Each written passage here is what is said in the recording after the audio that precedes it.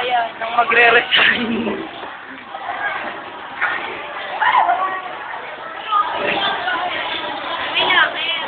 Time card. Ayan.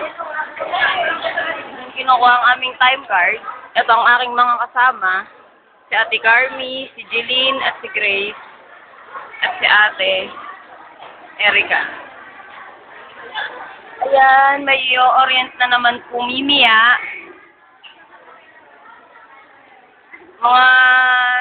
Sila po ang papalit sa akin. Ang daming papalit sa akin, no? Ayun ang iba pong mga Sonic Babe. At ayan. At ito po ako. Si Justin. Malamang kilala niyo naman ako. Nasa YouTube na ito mamaya natin. Ayan si ate. Ang ingay niya. Hindi ko siya kilala. Si Ate Carmio. Nakikibidyo. Yan.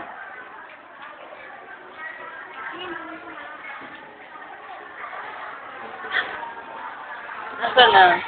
Ayun, si Kuya, tindero sa kantin. Hindi ko siya kilala. Zoom natin, ha? 7:35 na daw, akit na po kami. Yan.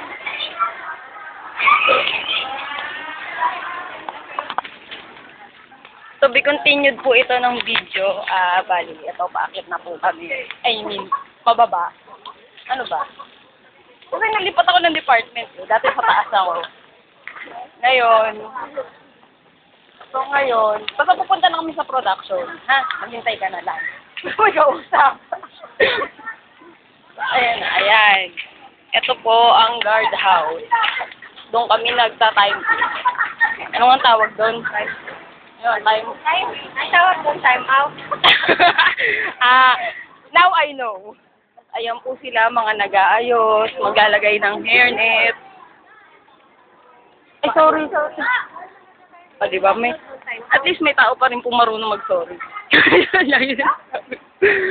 Si Jeline pala, naiwan nakala ko si Jeline na yung katabi ko. Ayun po si Jeline. Nahuhuli. Gusto niya i-zoom ko rin. Ayan, nakasum na po siya. Ayan. Akyat na po kami. Tama, aakyat nga kami. Hindi kami bababa. Uy, may medyos nawawala.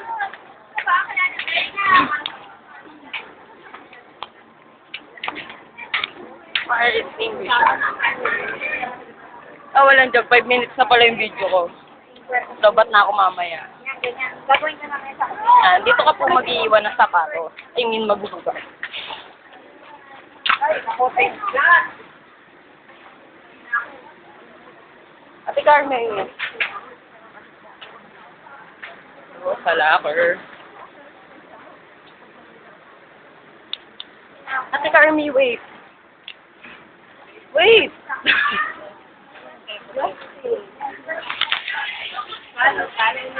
Papunta na kami sa aming locker.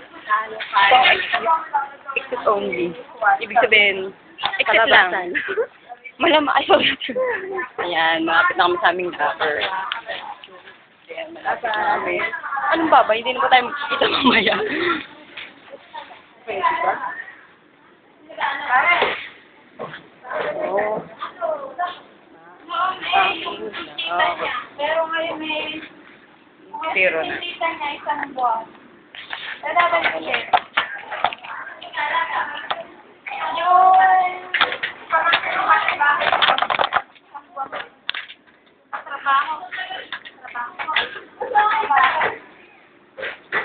Ay, ang sapatos.